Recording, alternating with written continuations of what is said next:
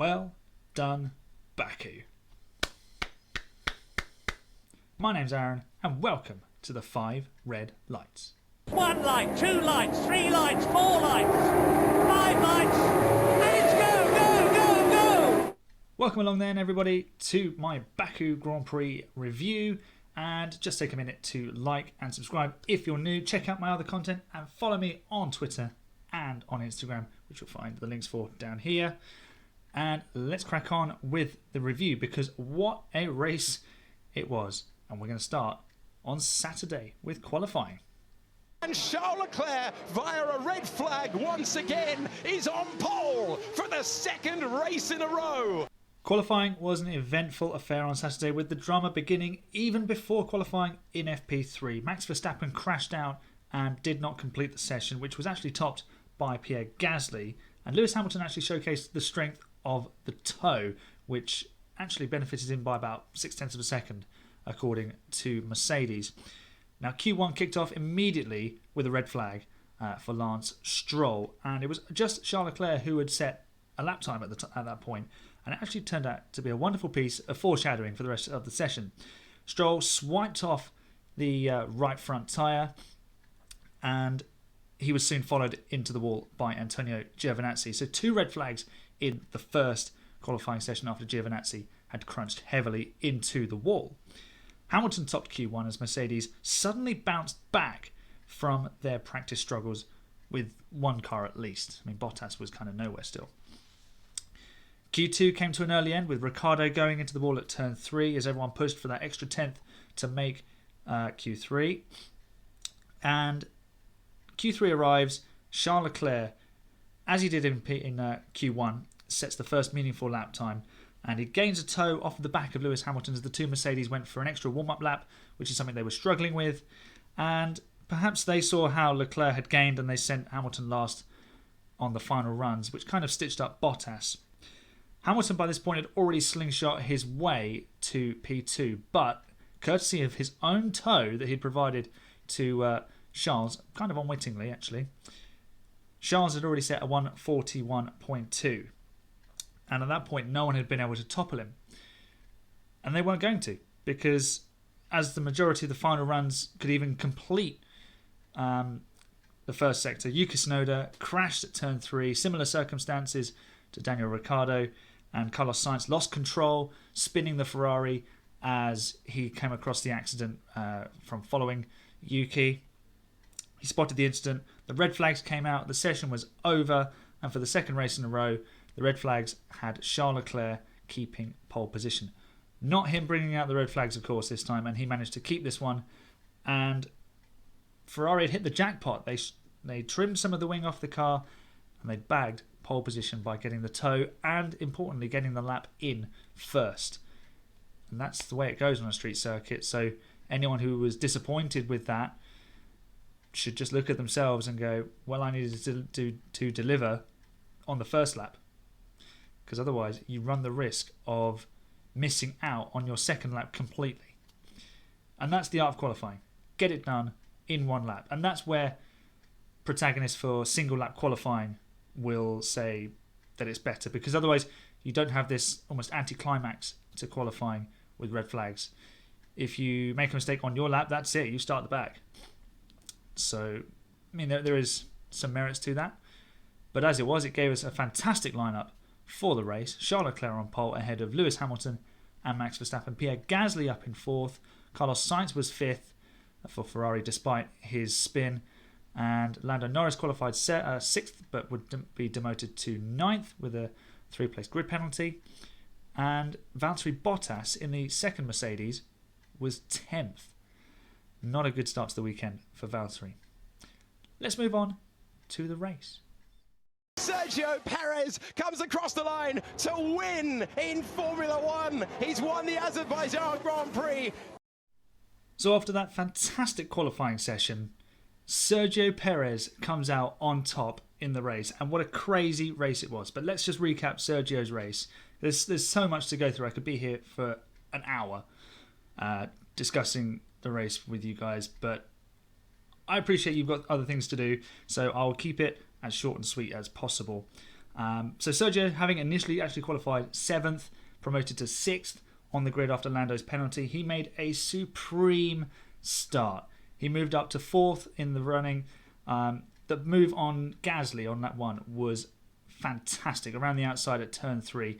We'd seen in the F2 race drivers getting very close together. Dan Ticktum actually picked up a slightly undeserved penalty, I think, in that race, when Pourchaire and Marcus Armstrong kind of pinched him.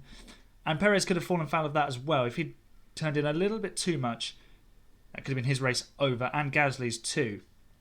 So he then settles in very nicely behind his team leader Max Verstappen, and he followed the title protagonists Hamilton and Verstappen past Leclerc, and he actually could have led after the first round of stops because his pace was so good in that first stint. And we know what he's like. He's the tyre whisperer. He looks after his tyres brilliantly. But for a slow tyre stop, I think he would have just come out ahead of Max, or at least side by side, if not right on his tail.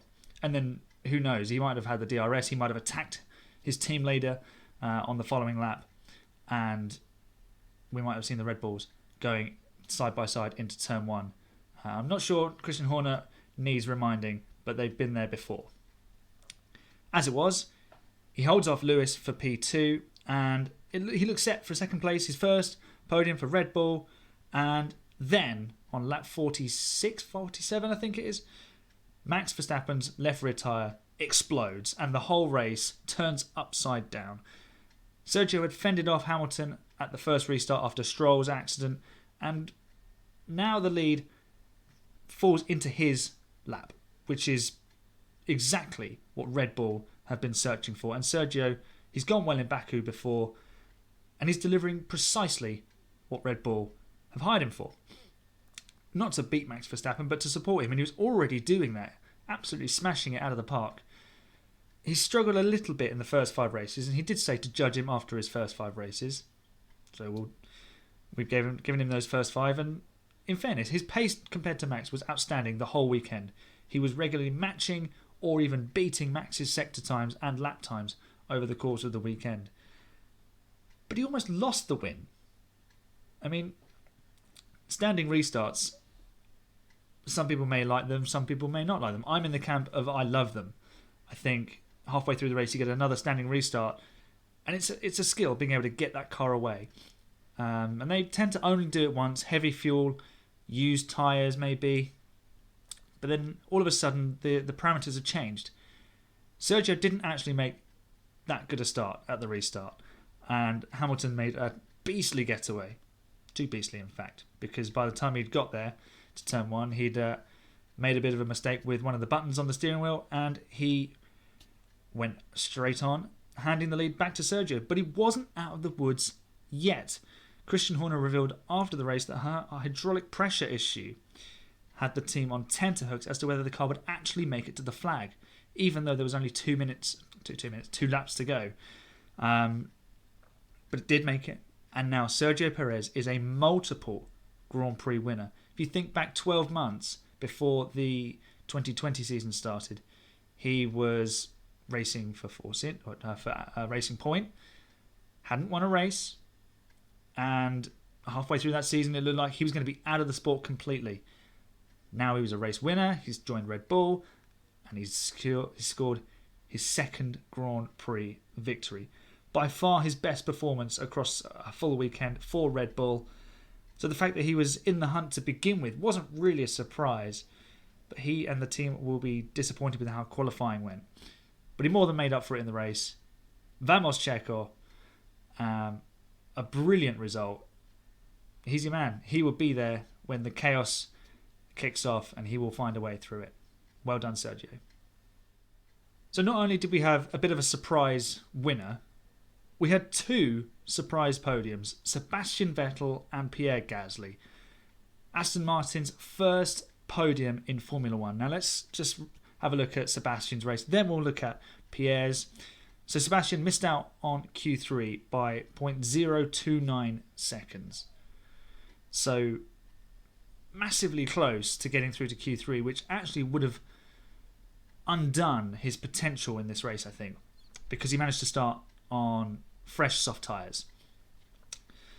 Now, he ran longer. I think it was like lap 19, lap 18 that he pitted, so much longer than anybody else. And I think by that point only his teammate Lance Stroll hadn't stopped, but he was on the hard tyres, having crashed in qualifying. He came out in 7th place, running a brilliant first stint, and he's looking like the Seb of old. And it put him right at the front of the midfield pack that was chasing Charles Leclerc. And a 4th place finish looked very much on the cards, which would have been an outstanding achievement for Sebastian, given the context, of course.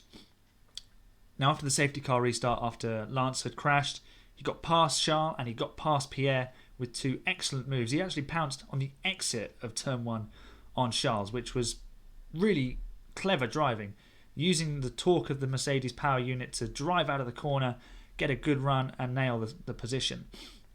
And then he just had sheer extra top speed as he passed Pierre Gasly. Now, he looked set for 4th. He was chasing Lewis for 3rd. I don't think he was really ever going to catch Lewis, but 4th place would have been excellent reward from an 11th place grid start. With that, and then Max's tyre blow up changed the whole race. All of a sudden he was up into 3rd on the podium. 3rd place would have been magical, but a good restart kept himself out of trouble for P2. Aston Martin on the podium in their 6th race. And they've had their struggles this season. They've had some negative press because of the changes to the cars, and they were complaining a little bit about that. Although I think a lot of that might have been coming from Lawrence Stroll, to be honest. But this is a brilliant reward for them. And that team generally tends to pick up the pieces in Baku. They did it with Perez, and now they've achieved it with Sebastian. Just a shame that Lance had to suffer for them to start making those gains, because I think Lance was on for a really good haul of points as well. Is Seb back to his best? Well, the car seems to be working much better than it was before, but I don't think it's quite as quick as the Ferrari or McLaren. So they're going to be locked in a battle with AlphaTauri for that 5th place in the Constructors. Talking of AlphaTauri, their star man, Pierre Gasly, qualified an amazing 4th place. But he dropped back, ran in 5th place early on. Inadvertently helped Red Bull take the lead by holding up Hamilton, although I think Red Bull would have just edged ahead anyway. So Red Bull gained track position because of that. He did lose out to Sebastian Vettel, who was on fresher rubber. And he fended off Charles Leclerc at the restart from the red flag, retaking 3rd place as they headed into the start of the final lap, having lost it on the pit straight to Charles. But he tucked back into the slipstream, savvy driving, went back up the inside, held on for 3rd place, managed his race maturely and landed his 3rd F1 podium. He's really blossoming into a star driver. AlphaTauri, are they the team to give him that platform to become a world champion and a regular race winner? Probably not, especially with the main senior Red Bull team ahead of them. But if Charles were to leave Ferrari, could Pierre end up there?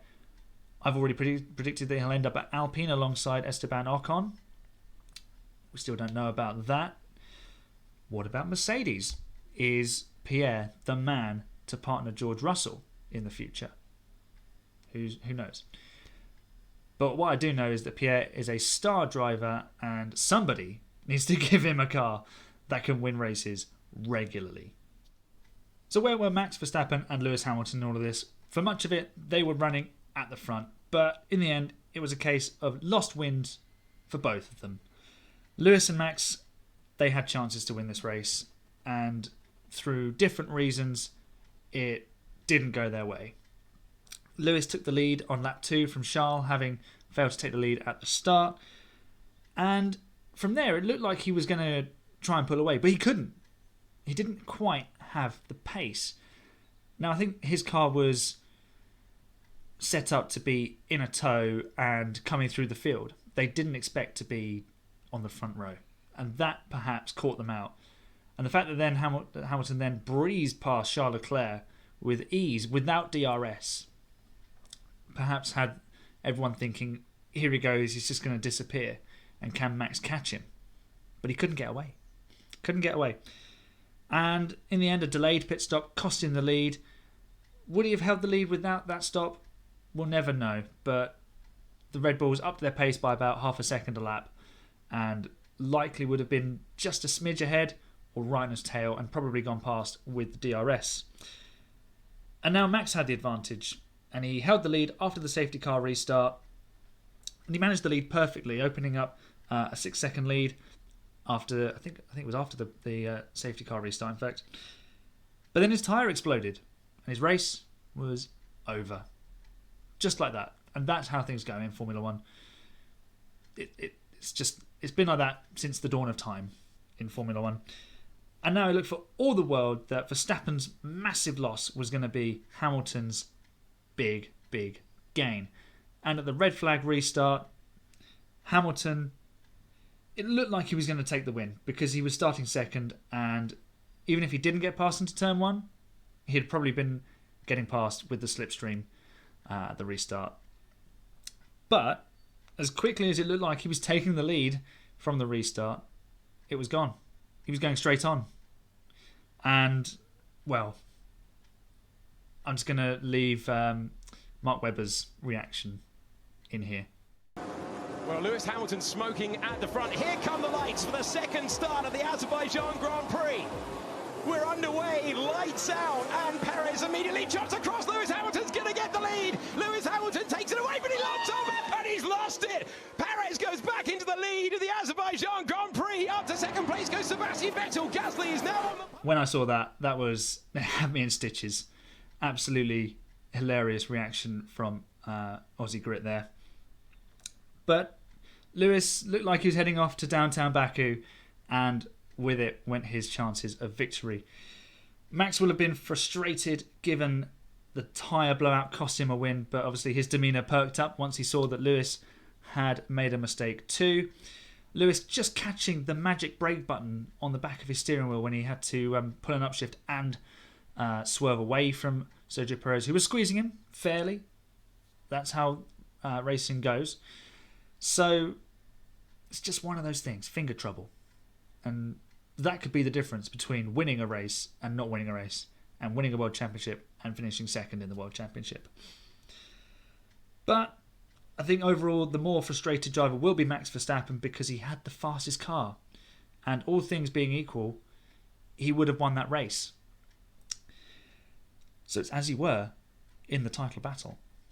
So who else was it a good day for? It was a good day for Fernando Alonso. His best result since his return with P6. Actually, his best result since Australia 2018, which is like 3.5 years ago.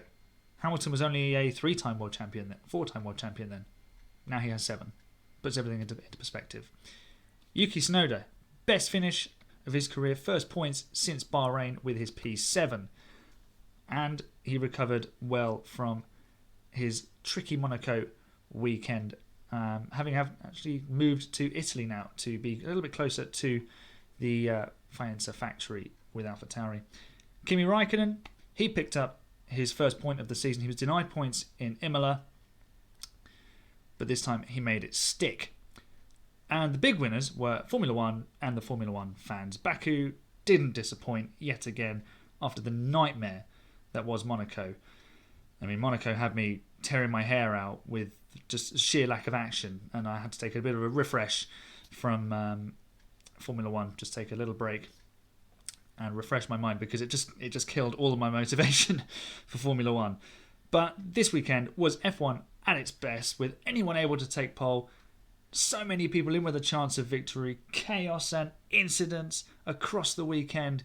It was great. Well done, Baku. Thank you, Baku. And who had a bad day? Well, it was a bad day for Lewis Hamilton and for Max Verstappen for obvious reasons. They both threw away had the opportunity to win taken away from them. Valtteri Bottas, it was a bad weekend all round for the Porridge Man because he had no pace. He was stuck behind Norris. He qualified 10th. He was mugged on old and cold tyres at the safety car restart. And then he could only muster 12th by the flag, even with his teammate going off for an early trip to downtown Baku. Not great for Valtteri. I mean, it's looking more and more likely that he's going to be let go at the end of the season by Mercedes. And if he keeps up this sort of performance, I mean, it wasn't completely his fault, but the best drivers extract more from their cars when it's not quite to their liking. Do Mercedes throw George Russell in mid-season? I mean, teams have done it before. Why should Mercedes be immune to that? I'm sure they'll be looking at the potential possibility, but I'm not in charge. Esteban Ocon, rough day for him. Early retirement. I think he was an alternate strategy. I think he was on the mediums when he started the race, so he missed a really good chance to get some good points. And with all the chaos, I'm sure he'd have been in there somewhere, either causing it or making hay out of it. But as it was, he was out on lap 4. It was a bad day for Pirelli. I'm not going to go too much into the tyres because it's been well documented on social media. Have a look at Jonty's Corner on Twitter. He made some really good points about that. And Sam Collins, the tech dude for F1 TV, he put out a nice little thread on Twitter as well. So check them out.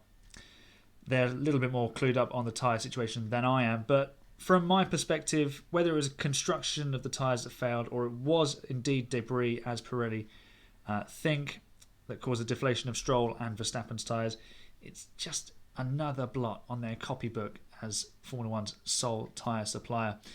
They found the cut on Hamilton's left rear tyre at the red flag when they took the tyres off there.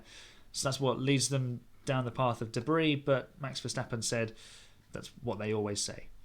And I mean, bits of these cars do fall off. They go over the curbs and they shake around a lot. So, it only takes a very small piece in the wrong place on the tyre to make it fail. So they may be right. They may be right. Their tyre may be structurally sound, and it may just be being cut by debris on the track that no one knows is there. So, how do you stop that? You can't. It's just one of those things. That's racing at the end of the day. So that is the good and the bad of Baku's weekend. But overall, it was a fantastic weekend. It was bananas. I gave it 4 bananas out of 5. And Brethren John Finso on Twitter gave it 5 bananas because he included qualifying, which is fair cop because qualifying was pretty crazy as well.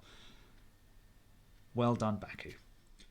So there's my review of the Azerbaijan Grand Prix. I hope you enjoyed it.